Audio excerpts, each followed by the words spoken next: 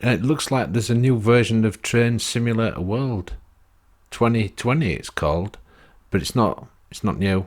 It's so if you've already bought the game, don't buy this, because you can update your current game to this game just by using your Xbox dashboard. This is the Xbox version I'm talking about. There's no real substantial difference. Nothing really seems to have been improved that much graphically, and when you're driving the trains, it's just you've got a different user interface and a different end screen for your score, and also it seems to be making you do the tutorials again, or at least one tutorial again. That's what it did to me. And as I'm talking, the reason I've got that bit of film showing is that it's telling you about the August update.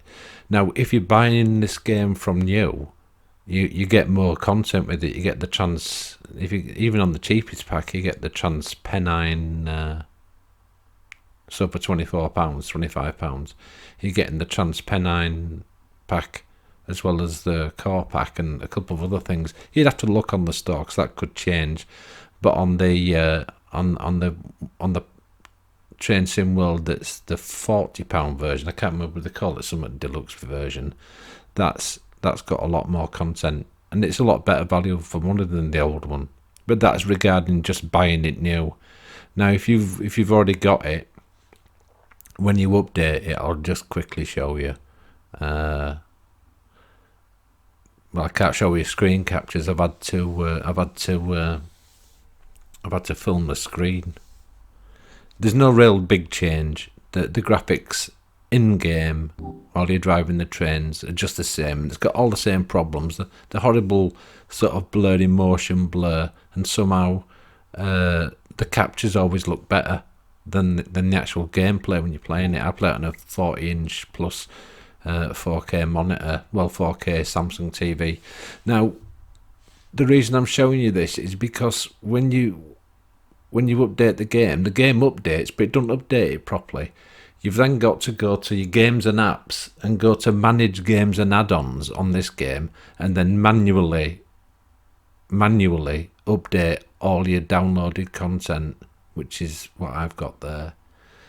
And it does do it, so but it's quite a lot of downloading. I'll just show you a little bit of how the graphics are in the game.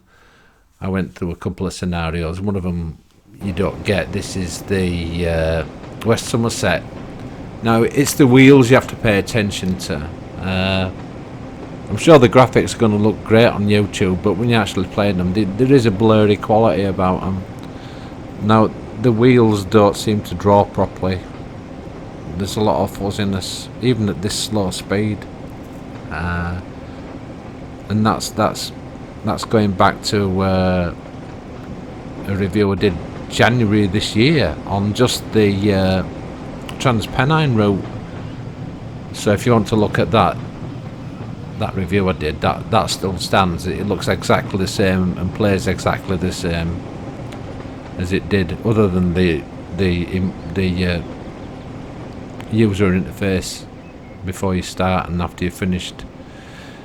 So this is the West Somerset, which you don't get as standard with the game, and this is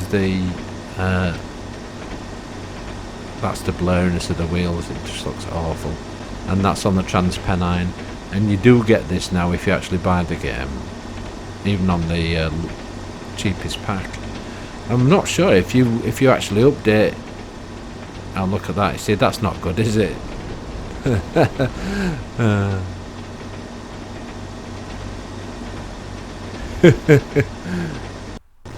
See, that's actually from part of their tutorial, and it's terrible that you can do that. Anyway, I suppose that's been a bit unkind highlighting that. Time to the early 80s. Visit Manchester, Victoria. Just let you listen to this. Began. Travel up steep gradients and through the Pennines via Stanage Tunnel. Enjoy amazing views as you descend down to Huddersfield and continue on. That's basically telling you that you do get that pack that I'm talking finally about. Arriving into the city of Leeds, which also features period I used to live in Leeds architecture. for a kid, Along the way, and the route actually does look real. Clear away fallen logs, place route maps in stations. The fallen logs, that's a new one. Welcome to northern Pennine. Yeah.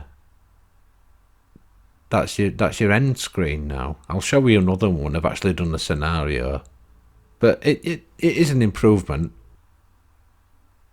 And this is the end of a scenario that's in the Transpennine pack, and that's, like I said, that's part of the main game now, is the Transpennine pack. And when you get to this little bit, you know, because the game makes you jump through hoops constantly, doesn't it? And I don't think there's any way to speed time up when you've got to wait for things to happen, sometimes for hours. And there you are. It gives you your accuracy on your stop, your actual times and what time you do, and then your XP and all that on the right, or they call it action points now for some reason. Now this is, I'm just showing you a few graphics here while I talk. This is from the West Somerset thing. And the sound effects and everything are all very nice. And birds tweeting. And like I said, on YouTube the graphics look really nice, but in reality when you're playing they're not that nice. But at the end of the day, this is the update now. And it is what it is. You've only got one train sim to buy, so it's this or nothing really. So if you want to play trains, you don't have much choice.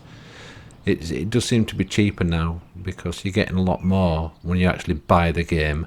And the thing I was going to say earlier, but I sort of cut myself off, is that if you have already got the game and you go for the update, I'm not sure if it'll update you with the Transpennine pack or not, because I had already got the packs. And as I said, you have to manually update the packs yourself by going to My Games and Apps, and then manage games and add-ons, and then update them manually. I hope that's been of some help. It is not a new game, it's an old game, revamped. Bye bye.